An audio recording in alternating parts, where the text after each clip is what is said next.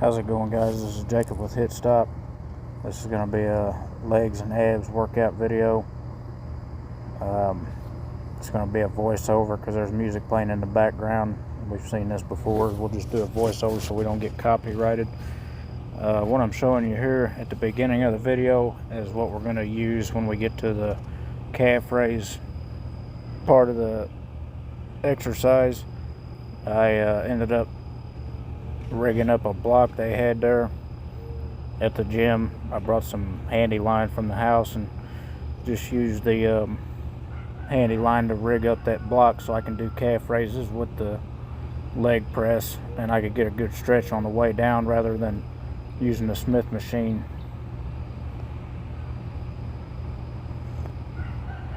I've been thinking about doing that for quite a while, but I was kind of nervous about it because I thought that it would have an effect on the gym equipment. But I got to thinking about it, and there's nothing behind there to where that line's going to hurt anything, and there's nothing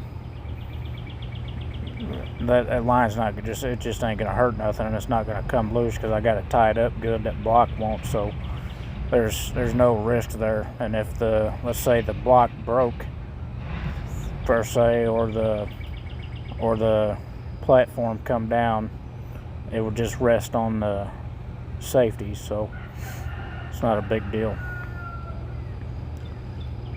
And so what we're going to look at today with this legs and abs workout is same thing we've been doing. We'll do a superset of leg extensions and leg presses, and then we'll move on to a set of hamstring curls, and then we'll move on to a set of calf raises, and then lastly we'll do ab workout with the ab core machine.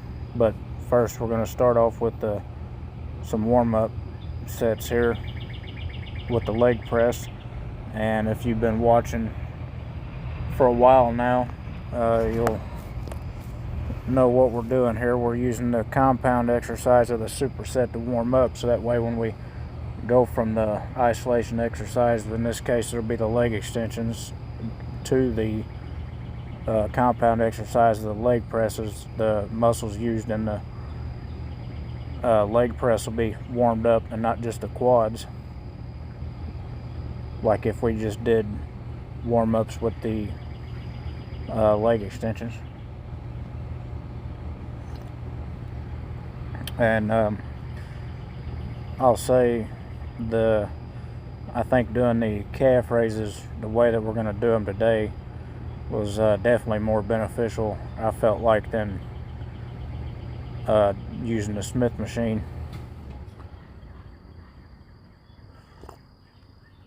The only thing that I seen that I could have done different, which you'll see later on in the video, is maybe I could have had the block a little bit up higher on the platform, so that way my knees were more, or my feet were more naturally out from my knees in a straight line, rather than how I had them positioned a little lower. But the main thing was, the most important thing was, my knees were locked.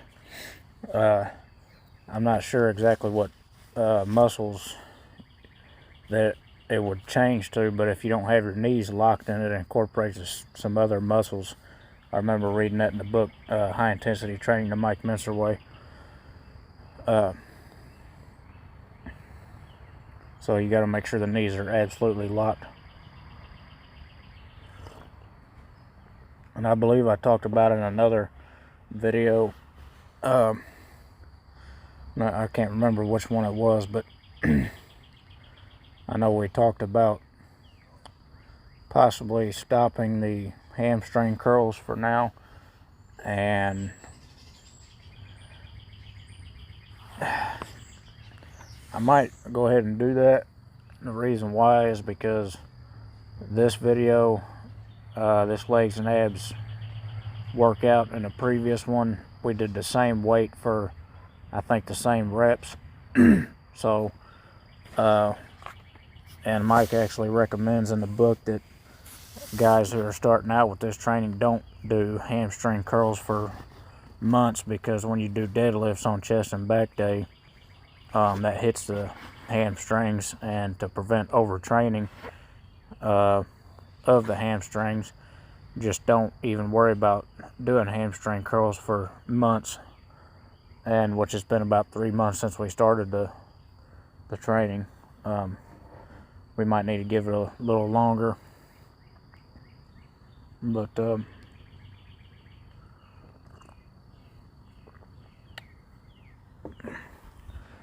that'll be our next workout. Will be chest and back, which I'm really interested to see how that's going to go, because the last chest and back we got up over 150 on the incline bench press right after the pectoral flies. We were doing 150 for one there on the superset of pec flies and incline bench press, and then the last time we did chest and back, I believe we did 150 for two, and we're eating in a surplus now, so that should help out with building muscle as well. So we're eating around 3,500 calories a day versus eating in a calorie deficit, so that should definitely help. Rather than cutting fat, we're gonna gain some fat, but we should be gaining some muscle as well. And after this video, I'm gonna upload a physique check video, and you'll see that I put on some fat, and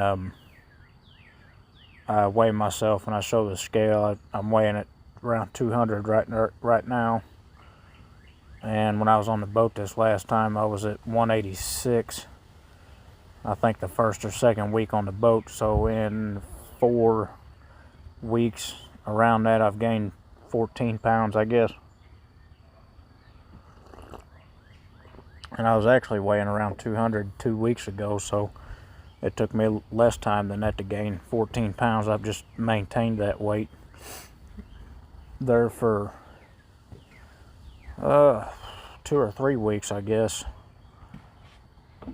When I was on the boat, and then up until about 2 days ago, or well, yesterday, I was eating a lot, but I was eating a lot of fast food and stuff and wasn't tracking calories. And then I made a correction video on a macro tutorial I made a couple days ago, and I went and I bought all the groceries, and I've been eating, on a plan now rather than just eating whatever I get my hands on. So that should help out some. And if we don't go up in weight, eating the 3,500 calories, we might have to adjust and eat more calories depending on how the training goes. But here's let's see, I believe we just did 270 there, or no, yeah, 270, and then now we're going up to 360 for warm up, and then eventually we'll end up at 450, and then we'll go do the leg extensions and come back down, and the leg press will be ready for us at 450 when we get back down. So the idea with these warm-ups, and if you've heard me say it once, you've heard me say it 10,000 times, but just you as the individual determine when you're warmed up enough. You just want to get enough going to get the blood flowing, and don't do too much, don't do too little, and in between your sets you don't want to take too much rest on your working sets. Once you actually start your workout, you don't want to be in a race in between machines, but you don't want to waste a lot of time in between either. You want to give your cardiovascular system enough time to get recuperated, so that way you can take the exercise to momentary muscular failure rather than letting your cardiovascular system go to failure when you had more in the tank for your muscles. You want to go to muscular failure, not cardiovascular.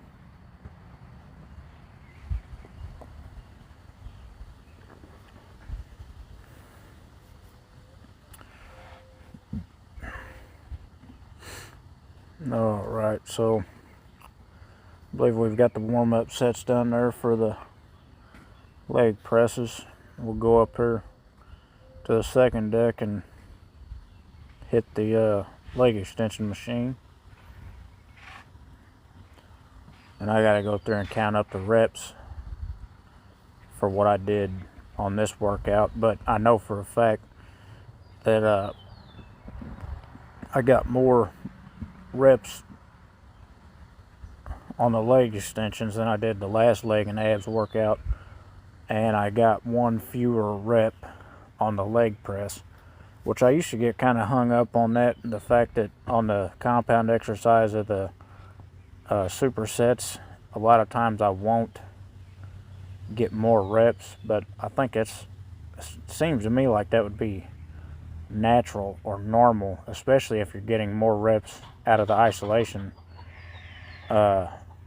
exercise of the superset, because you put your body through more stress and it's naturally not going to want to perform better in the second part of the superset.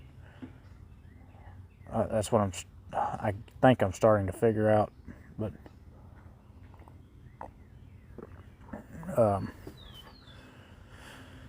so we've got 130 on the stack there for these leg extensions. And just like any other exercise or any other video we do, controlled on the way up, hold at the top, lower, controlled. You don't have to spend an insane amount of time in between your positive, static, and negative.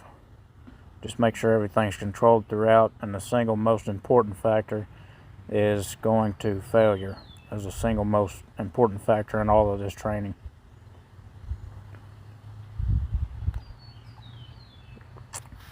And I would highly recommend, from the experience that I've had just in this short time, a little over 3 months, that you get a training partner,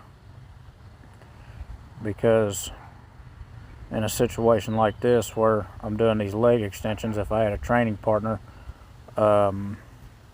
I could have the partner lift the pad up to the top and just release it and let me go controlled on the way down whenever I've reached momentary positive muscular failure. And that would have increased the intensity by 1/3, because you've got positive, static, and negative portion of the movement on each exercise. If you go to positive failure, you've trained to 1/3 the intensity. If you go to positive and static, you've trained to 2/3. If you go to positive, static, and negative, you could say that you've trained to maximum intensity, which is obviously impossible with a lot of these exercises doing them by myself. So I just go to positive muscular failure on a lot of them. There are a few exercises where I could do some forced reps, however.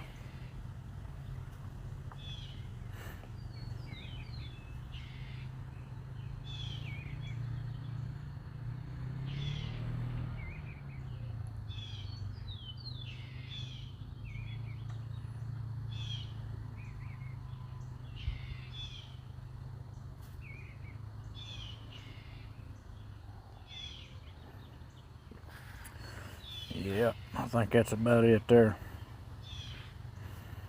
So when you're doing your supersets, whatever, if you're doing leg extensions to leg presses or pectoral flies to incline bench press, whatever it is, you want to waste as little time as possible from one machine to another.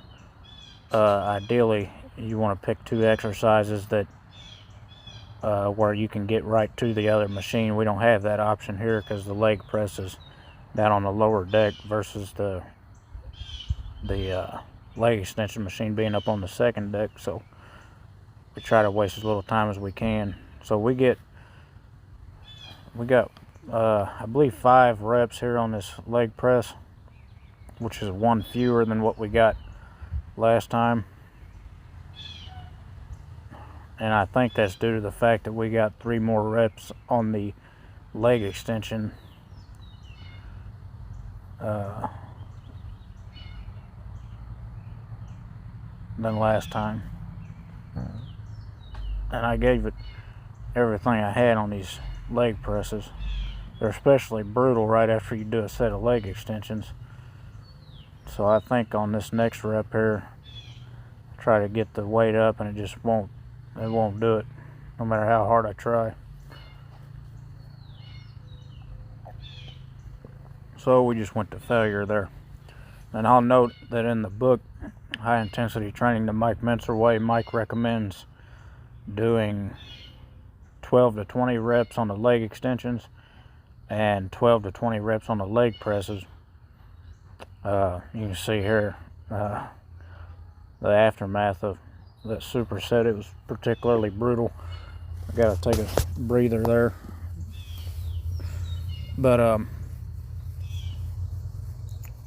I did see a video, which I don't watch him all the time, but I did run across this video. I can't remember if it was a YouTube short or if it was a long form video from Mr. America Hart, who, from what I understand, he was a natural bodybuilder, and he's won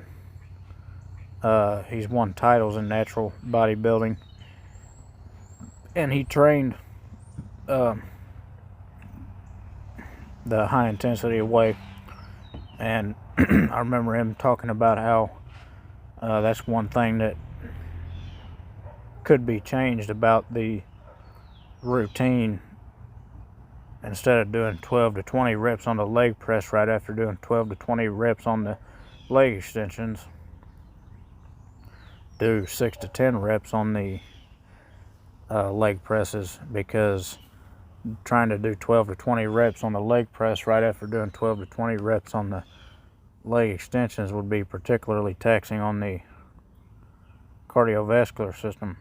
So you would more than likely reach cardiovascular failure before muscular failure doing 12 to 20 reps on the leg presses. So once I heard that, I kind of switched it up a little bit. So what we're going to do here is instead of going ahead and going up there and doing the hamstring curls, I'm going to get this calf block set up on this leg press, so that way when we go up there to do the hamstring curls and then come back down, the leg press will be set up for calf raises. And it's just something simple there. I just put an eye in one end of the line, and just put the block up, and then put the line around the block and run it through the eye, and then just tighten it down. Put a couple of half hitches in it. And you don't have to do calf raises like this, but for months now I've been doing a Smith machine at home.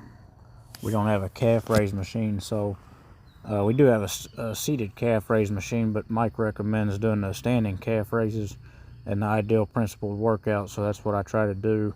And so the Smith machine calf raises just never felt right. They just haven't. I don't know what it is. I don't know if it's me or what the deal is, but they've just never felt right. I've never got them to feel right, and so when I'm home, this is what I'll do from now on for the calf raises. And when I'm on the boat, if you've seen me do it on the boat, I do standing calf raises with what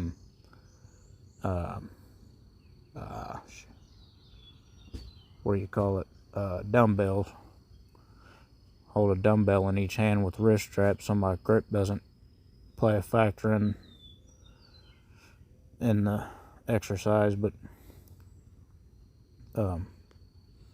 you don't have to do the calf raises like this. It just seemed like it would be a more effective way, and it did feel more effective. And You might ask, why didn't I do it on the bottom side of the platform? Just put my toes on there and then do the calf raises that way. Well, you can't really see it too well, but there's another bar that runs across there that gets in the way of my heels whenever I go down if I try to do that. So on the negative, I don't get a good stretch on the way down. I stop before I can get all the way down and get a good stretch.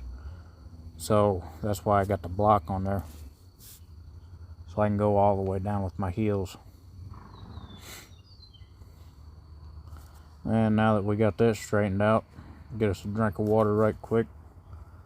Head on over here to this hamstring curl machine.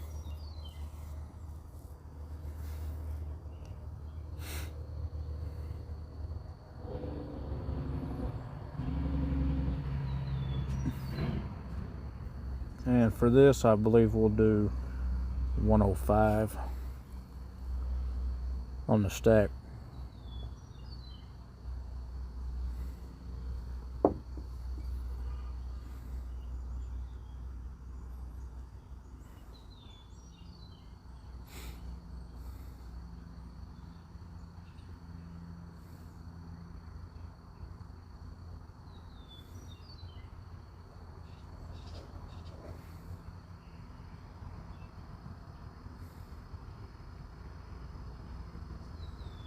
I can't remember how many reps I get here. I can't remember if it's 6 or 7, but I'm fairly certain it's the same amount of reps as I got last time I did this.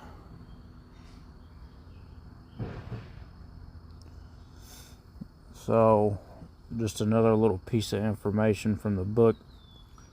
When you're, whatever exercise you're doing, you want to make sure that you start in the pre-stretch position, and then whenever you contract, you want to make sure you're in the maximally contracted position.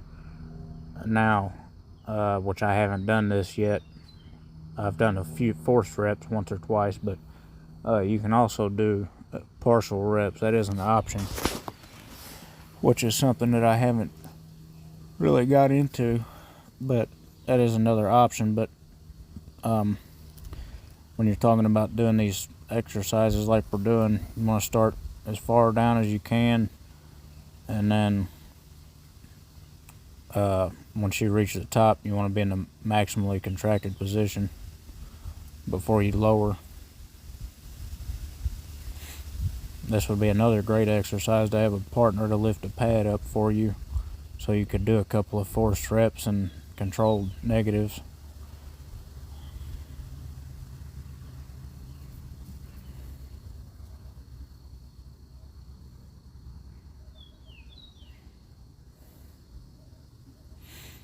And I believe that'll do it.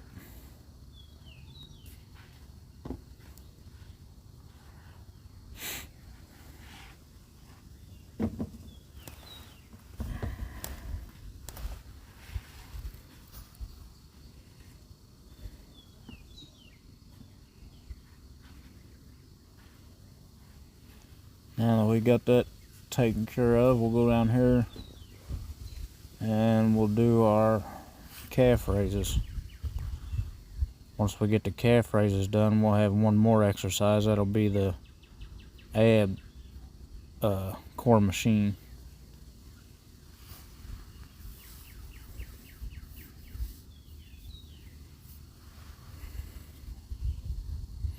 And if you guys haven't yet, go check out my Instagram.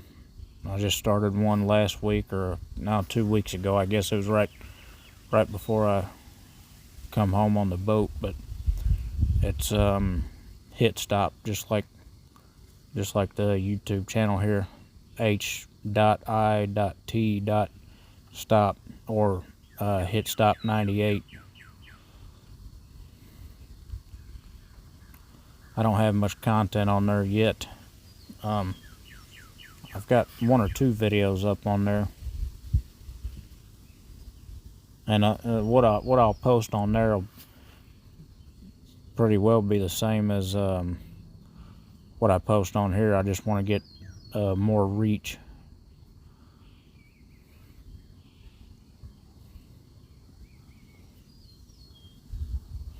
maybe get some people interested in the training the high intensity way.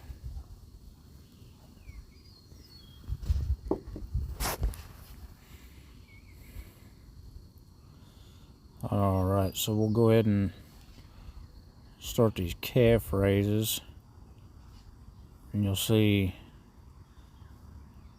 so I got my knees absolutely locked, and this is what I was talking about right here, where you see my knees are dipped instead of my legs being completely straight.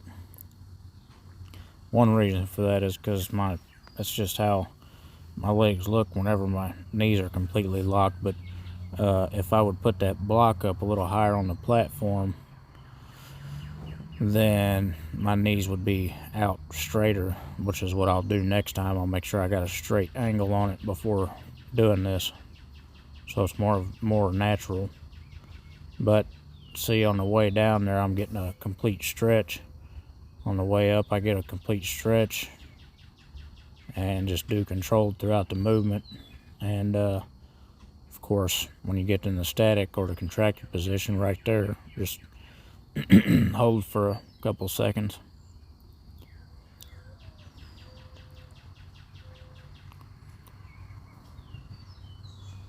And this definitely felt more productive than what else I've been doing at home anyway. When I'm on the boat, the calf raises with the dumbbells seem pretty productive. But this is the most effective, I believe, calf raise exercise that I've done so far. So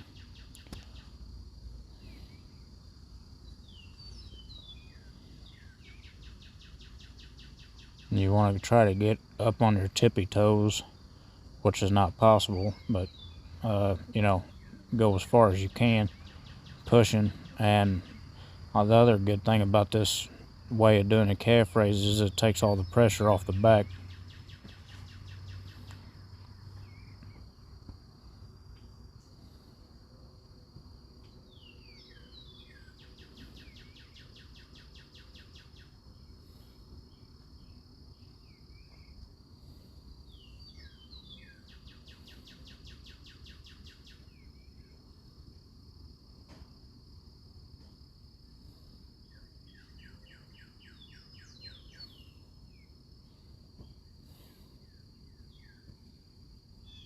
Yep, that's all of it right there.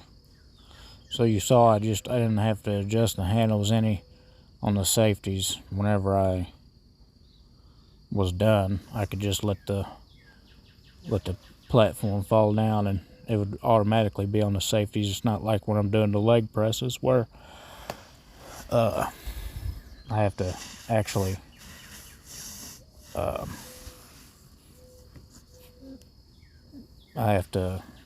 use the handles to engage the safeties. Since I'm starting in a straight-legged knee lock position, the safeties don't need to be moved at all.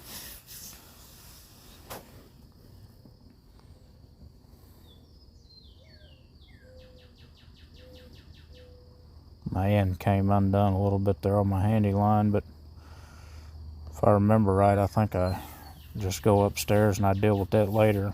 I'll go upstairs and do the ab exercise, or maybe not. Maybe I go over and get some duct tape and come back and fix it now. Yeah, I guess I did. So it just come unraveled there. I did have some duct tape on it when I cut the line, but the tape came off, so naturally the 3 strands, they wanted to come undone, so I just twist them back together and tape them up.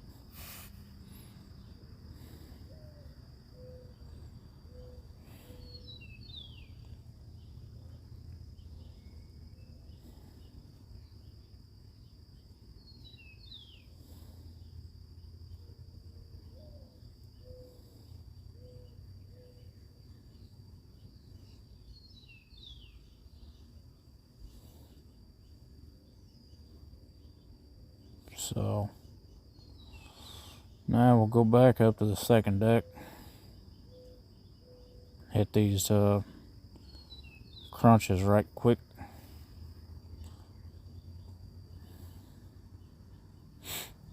Which I did way more reps on this Avcor machine this go around than I did on the last one. So once you get, let's say your rep range is 12 to 20, which is what it is for this machine, and don't let the number of reps, you know, if you're up to 18 and you see you've got 25 and you go to failure, like I said, that's the most important part of this whole deal, and then you can adjust your weight accordingly the next time. But I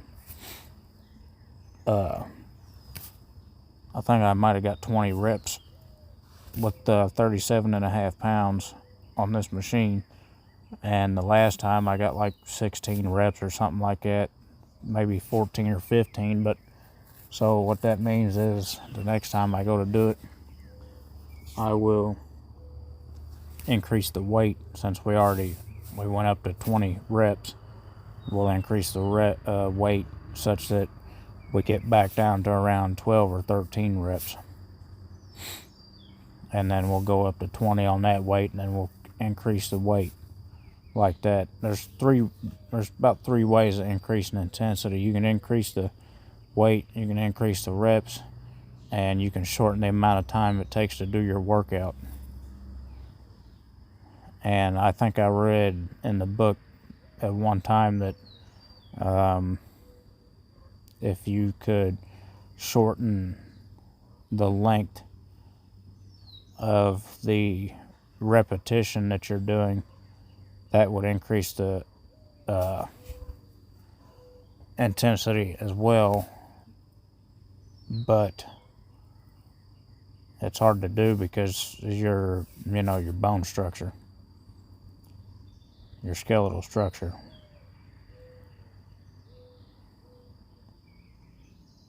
So to go from a pre-stretch position to a maximally contracted position, then you're limited on that.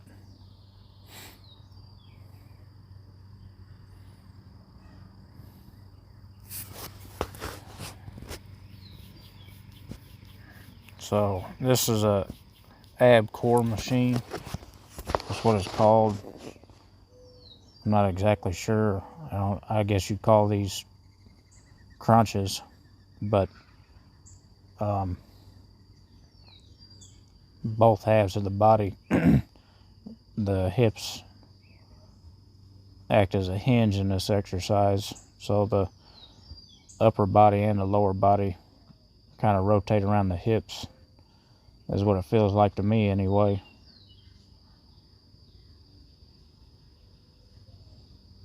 And just like any other exercise, controlled on the way up, hold for a second or two, controlled on the way down.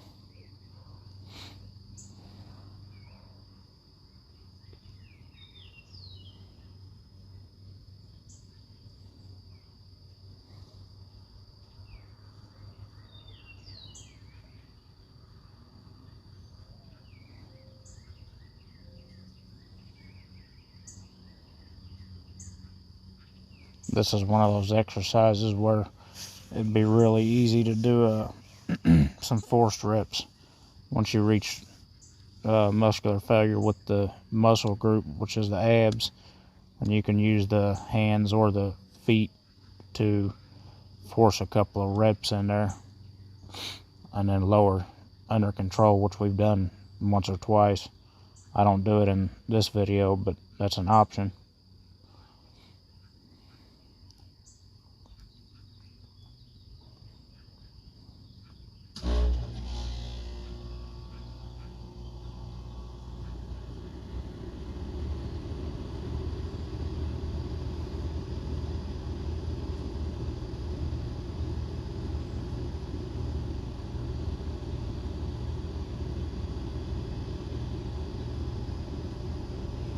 We should be getting up there pretty close to being tapped out.